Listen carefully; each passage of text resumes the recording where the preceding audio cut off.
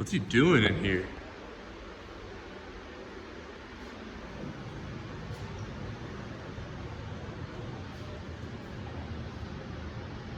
It's not what it looks like. Okay? Just ignore this. Unless you want to learn about some electric vehicles.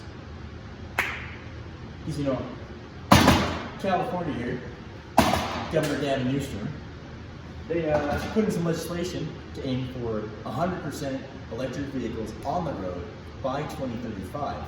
However, there have been some problems that have come up, and people are kind of unsure about how it's going to shake out. So why don't we talk about these problems? As of December 31st, 2023, California accounts for 35% of all the electric vehicles in the United States. Because of this, it has become a sort of testing ground for the implementation of these electric vehicles and their charging stations.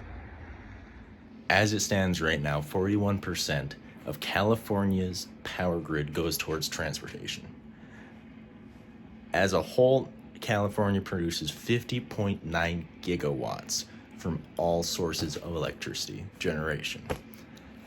However, to meet and to support this goal of 100% EVs by 2035, they will have to over triple their production to 170 gigawatts. While most states could feasibly produce the power, the problem that would eliminate this 100% EV solution in a lot of states, such as North Dakota, where I'm at right now, is a lot of it looks like this.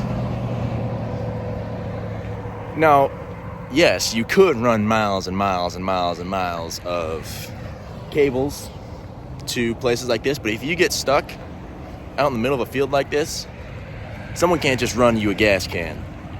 You have to get a generator, get gas for the generator, and then sit and wait for hours before you're able to go again. And in North Dakota, especially where it gets down to negatives very regularly in the winter, that's not a very good idea. Another big concern is safety, but not necessarily in the way that you'd think. With a traditional lithium-ion battery pack comes a lot of extra weight. For example, take the Hummer EV that was just recently released. The battery pack alone weighs as much as a Honda Civic. That's 3,000 pounds. That brings the entire vehicle weight up to just under 10,000 pounds.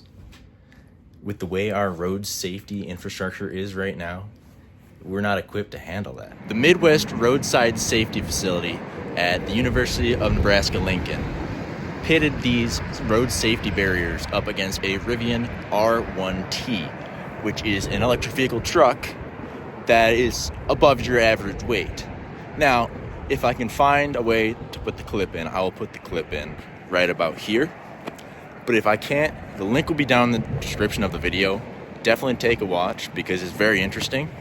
And it's very concerning when you realize bridges such as this, the bridge that connects Mandan and Bismarck in North Dakota, which spans the Missouri River, use those exact same barriers.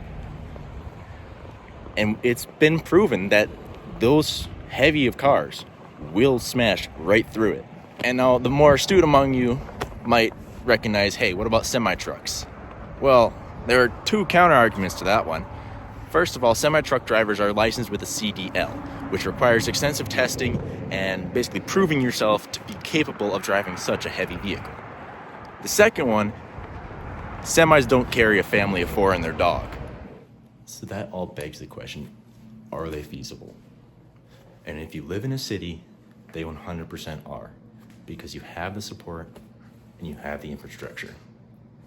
However, for those middle of the country states like North Dakota, South Dakota, Montana, Colorado, Wyoming, Kansas, Nebraska, until they find some new invention or new technology to help either the charging times go down or the transportation of power or just production of power to increase, we probably won't be seeing it for a long time.